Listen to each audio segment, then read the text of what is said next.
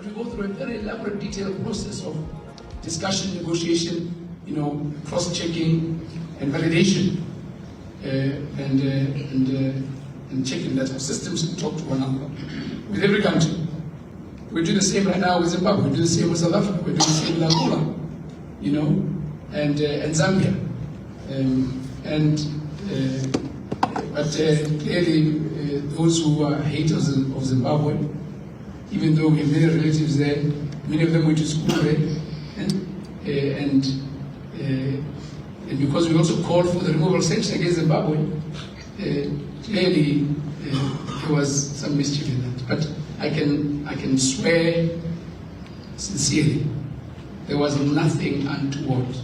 We have a different system from Zimbabwe. We don't operate like it. In respect sovereign states, and we have relations with them, like we have with any other state which we have relations with.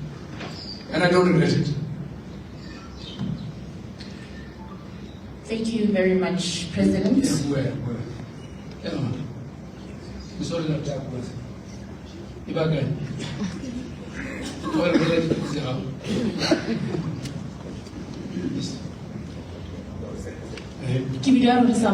From Cabs FM. You just spoke of reflecting. We just want to know, what about you as an individual? Do you plan on resigning as the leader of the BDP, or you will consider maybe taking the party into the next elections as opposition? Well, I said first, it's an internal party matter. 2, we have a central committee meeting tomorrow. 3, depending on the decision of the central committee, we will dialogue with my long ground. It's really a BDP matter, right?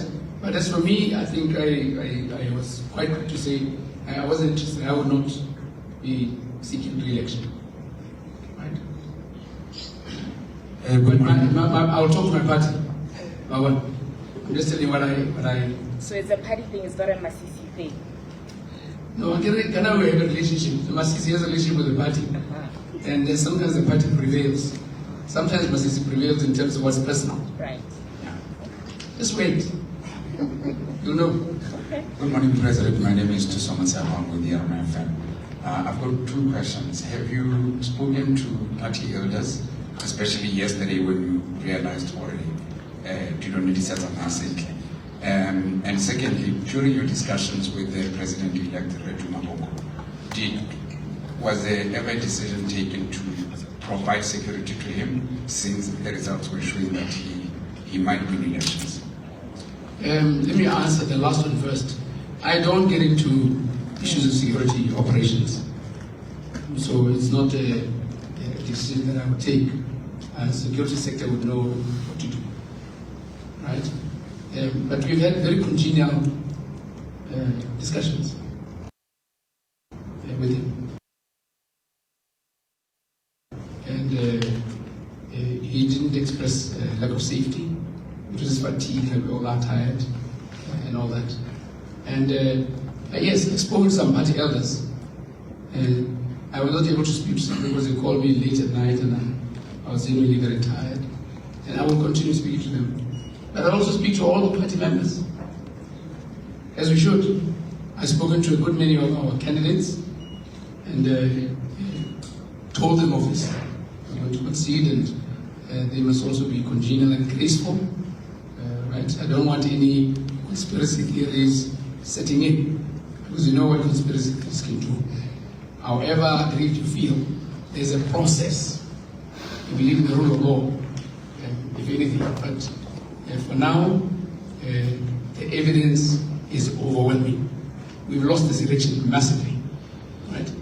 And we need to come to terms with it and make space and give opportunity to the newly elected leaders, and respect them and support them so that they can succeed, because it's Botswana's success that's most important. Yeah. Morning, Mr. President. My name is Innocent Shugudu. I'm with the Voice newspaper. Your Excellency, in the past you have unapologetically expressed your views regarding what seemed to be an acrimonious relationship with former President Ian Khama. And now that you don't have the presidency as an albatross around your neck, what views do you hold nowadays?